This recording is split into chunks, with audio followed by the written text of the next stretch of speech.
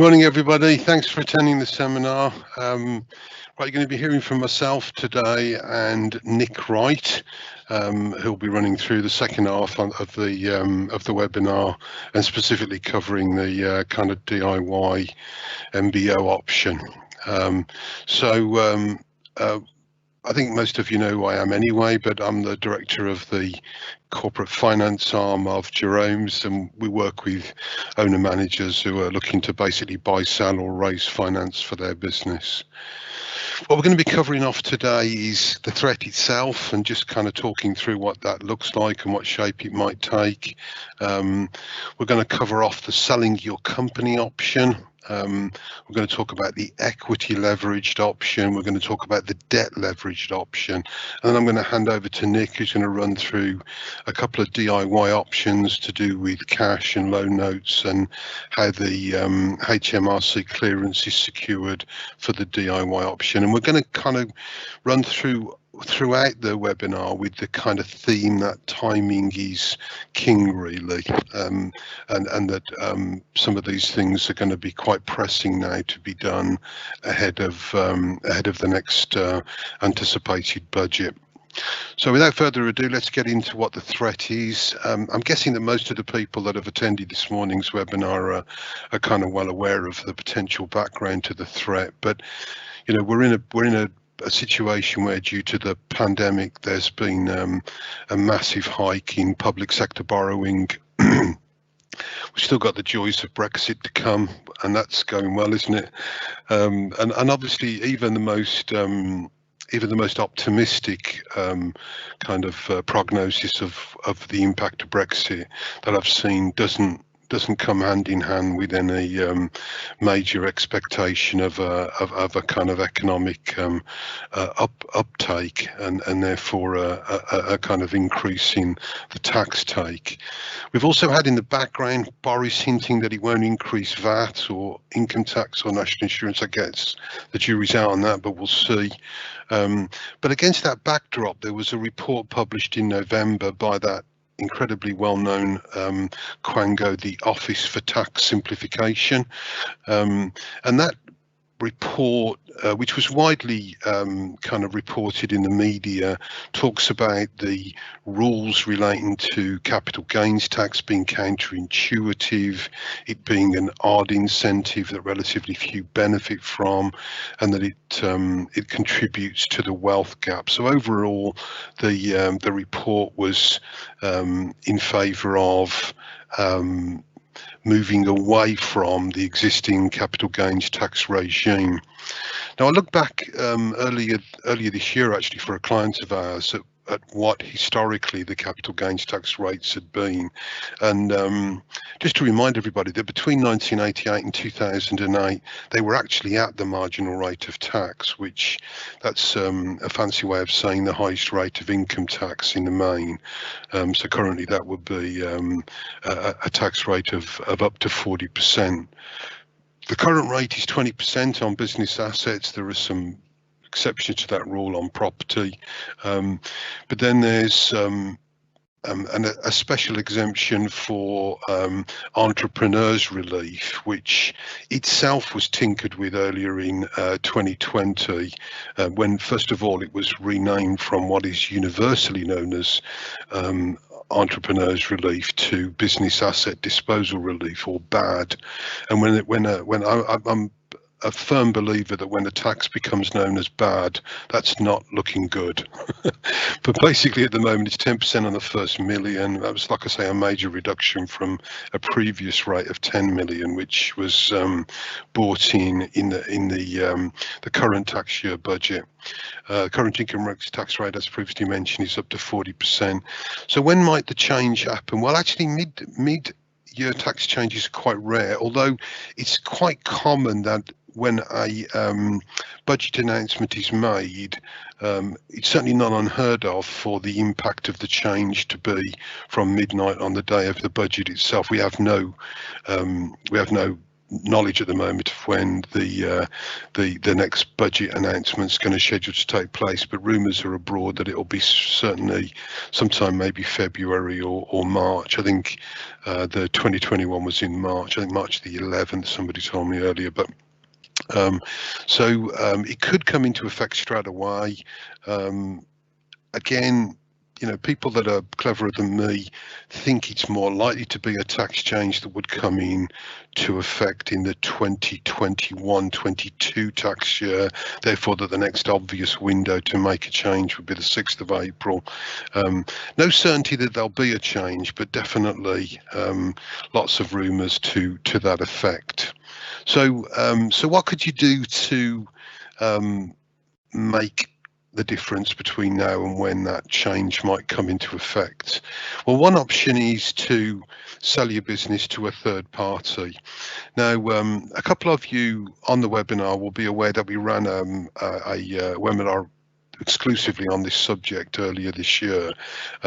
This is an excerpt from the slides used for that webinar, and you'll be relieved to know I'm not going to go through each of the boxes. But the point really of this section is to say that there is a kind of formal process for how these things are done, and it starts with the preparation of an information memorandum. It involves preparing a list of potential target buyers. There's usually a taster document that's produced from the IM that is used to entice potential targets. There's a process through which a non-disclosure agreement is signed up, and these things are quite important, that that information that could be highly confidential isn't getting leaked out to your competitors or contemporaries. So that even that early stage of the process can't easily be truncated. Having got through that stage, there's then usually a series of meetings before we're in a place where we can solicit some kind of indicative or letter of intent. Once you get to the point where the preferred buyer is selected, there's a process to go through to get the heads of terms agreed. And again, to avoid later arguments when lawyers get engaged, it can be quite useful to get as much detail as possible into the letter of intent. So all of that information is this is a process which is well tried and trodden. We're running, I think, upwards of 12 sale mandates at the moment. This is a well trodden path, but it does take time, and I'm reluctant to say this, but I'm almost inclined to suggest to you that actually, to some extent, this option, the ship has probably left port. We're looking at a minimum really of 4 to 6 months. I know there'll be some of you looking at that number 4 and thinking, well, that's technically possible. Well, it's close. And I think unless you've got a fairly clear idea of who the potential buyer is going to be. And we are working with one client literally at this very second to try and bring a process of this nature into being. But again, in that exceptional circumstances, the buyer's pretty much known. So this is not easy to do in the time scale. Another option is what's known as the equity leveraged buyout. Okay. And again, these aren't quick, but I've said here 3 to 4 months. I was talking to a fund manager from an equity buyout fund, I think it was on Wednesday of last week. They're inundated with inquiries because of this potential capital gains tax issue. But this is where we basically approach an equity investor to acquire all or a majority or a significant stake in the business. It is a quicker process. They are geared to move more quickly. They're entirely tuned into the potential capital gains tax issue. But nonetheless, there will be a need to prepare a forecast. They'll want to meet the management team. There will be a preliminary term sheet offered. It will be almost meaningless until they've been through their due diligence process, which will for sure involve legal and financial due diligence. Is it feasible to do, what this kind of private equity-backed equity leverage buyout between now and the end of March? Might be just, but probably would have to be a process that was kicked off probably within a week or so, and ideally the singular of that vernacular. Another option is the debt leverage buyout. Now, this isn't exclusive to what Nick's going to be talking to you about in a moment.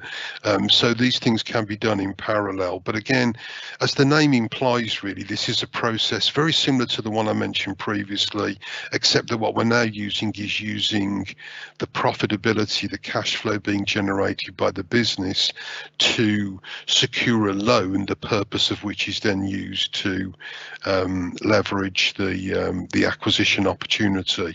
Now this can be done more quickly than equity. There's slightly less onerous due diligence requirement, although they'll certainly want financial due diligence. There will be some important legal documents, and there'll still be some security and loan covenants. But technically that could probably be done within 3 months. So if we were engaged probably this side of the end of December, there's a chance we might be able to secure a debt leverage buyout by the end of March. But it would be tight, and it would need to be done quite quickly. But this is another one of the options. Okay, so what I'm going to do now is I'm going to hand over to my colleague Nick Wright, and Nick's going to talk you through the how we might do a kind of DIY option. Nick. Great, thanks, Paul. So my name's Nick Wright. I'm corporate tax manager here at Jerams. We do quite a lot of these sort of MBO loan route methods of buyouts. So and they're quite a common thing. So obviously, as Paul said, we're sort of mainly running this webinar in terms of planning of potential increased rates coming up in the budget, and we had a similar kind of thing where on the budget on the 11th of March this year that there was news that the entrepreneurs relief was being looked at. So obviously we were doing some planning around that, and this kind of thing was coming up at that point. As Paul was talking, some chainsaws started going off outside, so hopefully you can't hear that, but hopefully it won't affect the audio. But I'll continue on. Can we have the next slide, please, Paul? Right. So as Paul said, the DIY option is probably the most flexible route in terms of being able to achieve an exit route for shareholders. As you'll see as we go through, although we're talking about an exit route for shareholders, there's flexibility there that you can continue owning a certain amount of shares as well as realising some of your value now. So useful CGT planning, but also if you're not quite ready to retire, there is scope to continue on in the business. So if I could have the next slide, please. Just a very brief outline of the steps involved in this. You would normally look to initially value the company, or obviously if it's in a group, you'd value the group to get an idea of the value of your shares. That would then allow you to determine both the consideration you're going to receive and any ongoing shareholders, the stake that they'll obtain. Those ongoing shareholders will then form a new company. Throughout this, I refer to that new company as holdings, because once that's been formed and as part of this transaction, holdings will acquire the company or the group via a share-for-share exchange. And it's as part of that final step, the share-for-share exchange, that the exiting shareholders will obtain cash or loan notes or preference shares. And as I say, they can also obtain some ordinary shares if they're not doing a full exit at this time. So we could have the next slide, please. Just to kind of give you an example of what I'm talking about, and we'll go into more detail on this. So I've got a very brief example of a husband and wife company owning, it's a trading company, they're owning the shares 50-50. If we assume the value of the company is 10 million, so they've each got shares worth 5 million. And on the following slide, we'll show you the final position, whereby they'll obtain 10% shares each, £1 million worth of cash and £3 million worth of loan notes. So if we could have the next slide, please, Paul.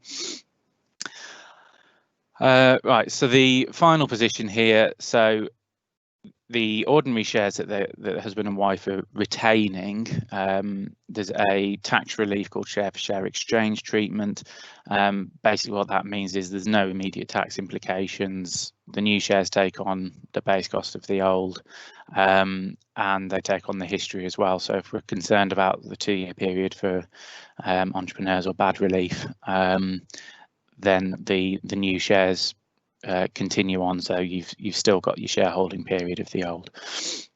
The £1 million cash is being extracted, so there'll be an immediate charge to capital gains tax in that case. So if we're doing a transaction anytime before the 5th of April 21, there'll be 10%, assuming they're qualifying for bad relief, payable on that by January 2022. And the remaining £3 million worth of loan notes. Loan notes, in very much the same way as shares, qualify for the share for share treatment, or paper for paper is probably a better term for loan notes. So they'll qualify, and you won't necessarily pay any tax on those loan notes until you come to redeem them. The downside of that, if we're looking at increasing CGT rates, is that obviously when you do redeem those, the rates at that date will be higher. However, there is a election that can be made, which I'll talk about in more detail as well, whereby you can disapply the share for share treatment, which basically means that you'll be taxed on the £3 million worth of loan notes as if the transaction happened at the same date as the cash. So if you're doing it up to the 5th of April, you'll incur the CGT rates that applied at the date of the transaction. So if we're expecting CGT rates to increase, or if you're still entitled to some bad relief on that, it's probably worth making the election, incurring the tax up front, and when you do come to redeem them, the redemptions will be tax-free. So hopefully that kind of just gives you a bit of an overview of what we're talking about. And just to go into a bit more detail, if we can have the next slide. Valuation, we work very closely with Paul and the corporate finance team, and valuation's a slightly more sort of specialist area that they help with us a lot with. And effectively what this will do is ensure that sort of both parties, it's a starting point really for negotiations for the exiting shareholders and the incoming shareholders to determine what sort of consideration is acceptable to both of them. And if any ongoing shares are to be held, then it's useful to understand the proportions of shares. Moving on then, the valuation is very much relate, as I say, to the shareholders' stakes. So it may be the case that the exiting shareholders still want to hold some shares, whether that's for sentimental reasons if they've built the business up from scratch, whether they're not quite ready to retire in full, they'll be carrying on working, or if they want to ensure that the bad relief continues to apply. So I think we've talked on previous webinars about in a bit more detail about the conditions of bad relief, but one of the key ones being that you need to hold at the date of disposal 5% of the ordinary share capital. So obviously by retaining just a small minority stake of 5%, if you do redeem the loan notes in the future, you can still qualify for bad relief. Also, it may be the case that the ongoing shareholders don't wish to create significant levels of debt in the company. Obviously, in our example, we had a £10 million company. If the exiting shareholders wanted to realise their £10 million, and they only had £2 million worth of cash to do so. Either we've got loan notes of £8 million, or they'll have to get external finance, which obviously might not be acceptable levels of debt on their balance sheet. So giving them a share of the ordinary share capital until they're ready to do a full buyout just ensures that those debt levels don't get out of hand. The one caveat to talking about the exiting shareholders retaining some shares is that in order for HMRC to be comfortable that this has been done for commercial reasons, they'll expect those exiting shareholders to at the very least lose control. So in our example, if the husband and wife had 100%, they'll expect the control to cease at the date of the transaction. Certainly when we're looking at family buyouts where perhaps the parents are passing on their shares to their children, we're looking at sort of a no greater holding than 30%.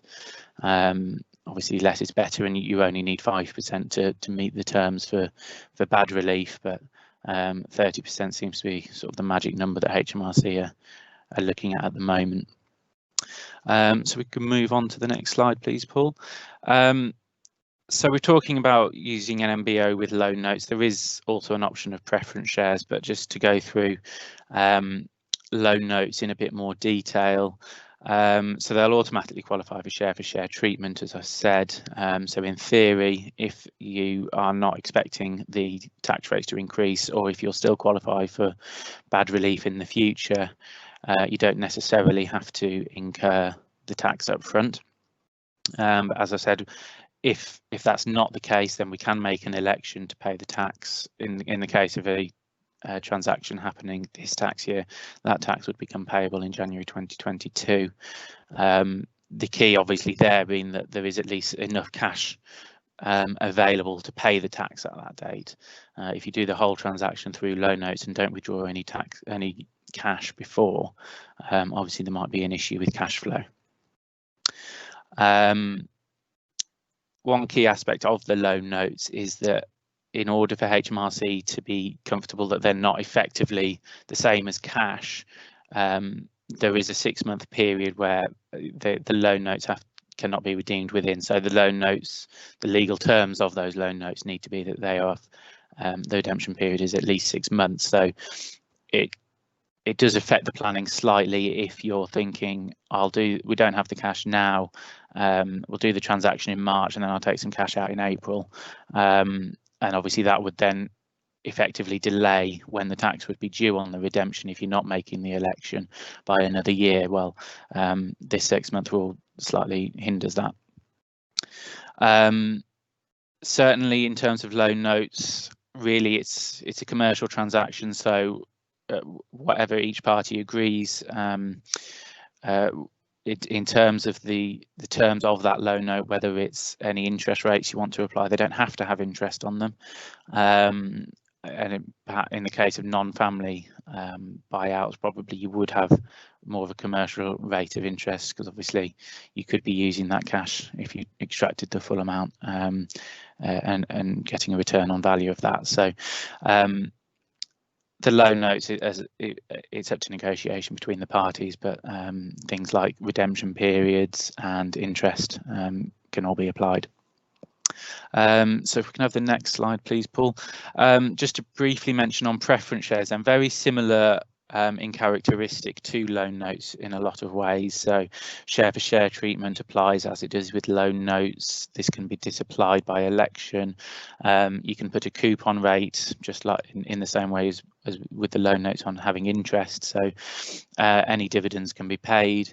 Obviously, being preference shares, those dividends must be paid in priority to paying any ordinary share dividends, and you'd often use cumulative preference shares. So if the company doesn't have the cash, if they've had a bad year, if they can't pay the dividends in 1 year, those dividends roll over to the next year, and they'd pay twice the amount in the following year, again all before they can pay any ordinary share dividends. And one of the key benefits to preference shares, although they might be more complicated to set up, they will qualify in most cases for business property relief where loan notes won't, and therefore you've got an IHT exemption, which is certainly very useful planning if that's something to be considered and the loans aren't going to be redeemed over a reasonably short period. So if we could have the next slide, please, Paul. So as I said in the steps, the ongoing shareholders will be setting up a new company which will be used to facilitate the transaction. It can also be beneficial, certainly if the company is not already within a group, that you can use it for an asset protection model as well. So any properties held can be hived up to holdings, so the creditors don't have a claim on those. Next slide, please, Paul. Once we've got the new holding company incorporated, the next step is the share-for-share exchange transaction itself, in which case all the holdings will acquire all the share capital of the existing company or group. The continuing shareholders, if they already had shares in the original company, will receive further shares. The exiting shareholders, as I say, will receive a combination of shares, cash, loan notes, preference shares, however the transaction's agreed. And then if we could have the final slide, please, Paul, just to summarise some of those points. So by completing the transaction, the new management can obviously obtain a shareholding. The exiting shareholders realise their value. The benefit for both parties here is that by issuing loan notes or preference shares, this is effectively locking in the value that the exiting shareholders have built up over the years, which benefits them because obviously they then have some certainties, and the loan notes are likely to have some guarantees in them that they'll get the cash out. But also the ongoing shareholders or the new management then will benefit from growth in their shares. So both parties benefited in that way. And I think the main thing to take away from this method is the flexibility. Obviously, it's open to negotiation how the transaction is structured, whether it's shares, cash, loan notes, and what the company can facilitate in that way. And again, whether it's management or family buyout, that's not too much of an issue. One of the key benefits being obviously the retaining a minority holding, which is not uncommon with this type of transaction. Certainly, if there's sort of going to be a holdover period to help the new management sort of take the reins, you might just have an agreement that you'll retain 10% of the shares or something for the next 2 years, after which the company might redeem them. If the company does have free cash, this is an excellent way of extracting that, because without this, under normal circumstances, there's very few options of extracting cash other than at income tax rate, so dividend tax at up to 38.1% in comparison to potential entrepreneurs relief at 10%. So if the rules are not changed, as I've said, we've got this election for the loan notes that you are likely to make if you're expecting increased CGT. But if the rules are not changed, obviously we don't need to make that election. And what's really flexible here is that the election doesn't have to be made until your tax returns filed in January 2022. By which time, if you do the transaction prior to the budget, then you'll know the full outcome of the budget and whether it's worth your while doing that. In terms of timings for this type of transaction, we normally say 4 to 6 weeks, an absolute minimum. You're probably looking now, HMRC have 30 days to respond to a clearance application, and obviously they're quite busy with lots of people doing this kind of planning. So you'd be looking at least 30 days for the clearance, plus sort of a bit of time to draft the clearance and also get the legals in place and all agreed, which can be done in the background of waiting for the HMRC response. So this one's probably the most achievable in terms of doing it before the 5th of April and certainly before the budget. And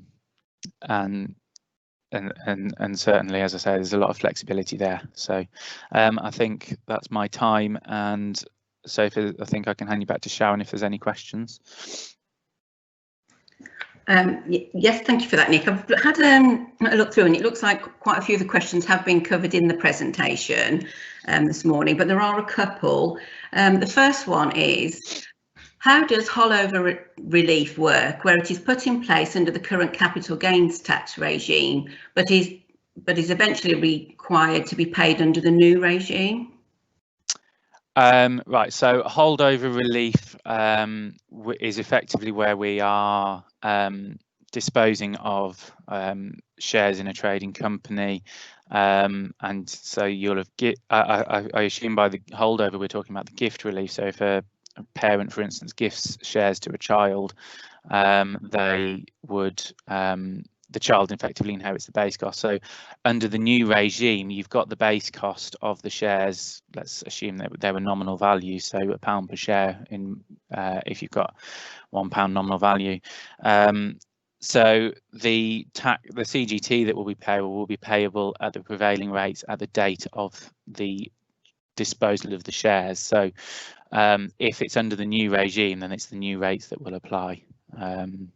And it's the same principle on, as I was explaining, on the share for share treatment, that the prevailing rates at the date of the disposal, if you do apply share for share, will be the rate you're taxable on.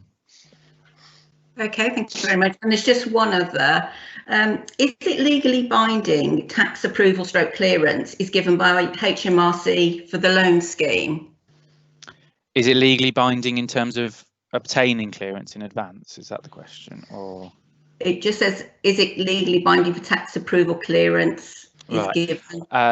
You don't have to get clearance. In theory, you could do the transaction. I don't think I've ever done a transaction without getting clearance, though. The risk of not getting clearance is HMRC counteracting the transaction.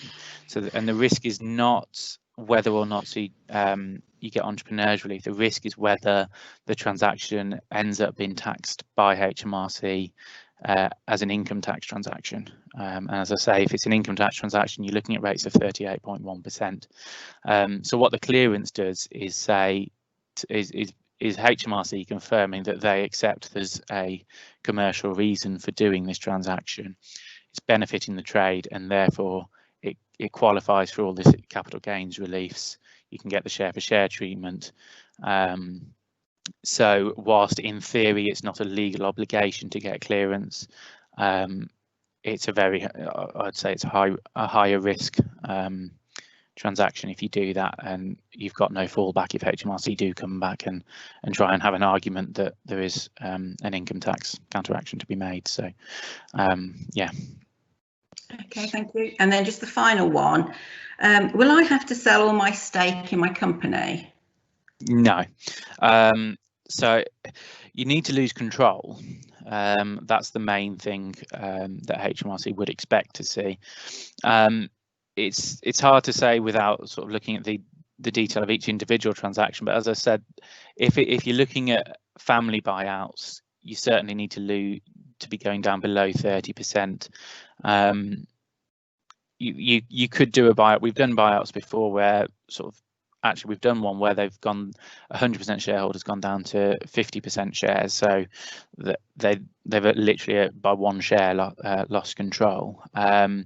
HMRC accepted the transaction, but what they didn't want is in that case we used preference shares. They didn't want the preference shares being redeemed until there was a full exit, and that was just because had they been redeemed, they'd have thought there was it was more of a tax planning thing than for the benefit of the trade. So you certainly can keep a stake. The more control you lose, the more likely HMRC are going to be comfortable that you can that it's benefiting the trade. And as I say, in that case, HMRC didn't want the redemption of the preference shares. So the more you lose, the more likely HMRC are going to be happy that you can redeem the loan notes and preference shares throughout.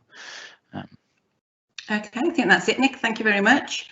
So I think that concludes the session this morning. Thank you all for your time. Obviously, if you do need any more information and would like to chat it through in more detail, please feel free to contact either Nick or Paul or your normal Jerome's account manager. So thank you very much.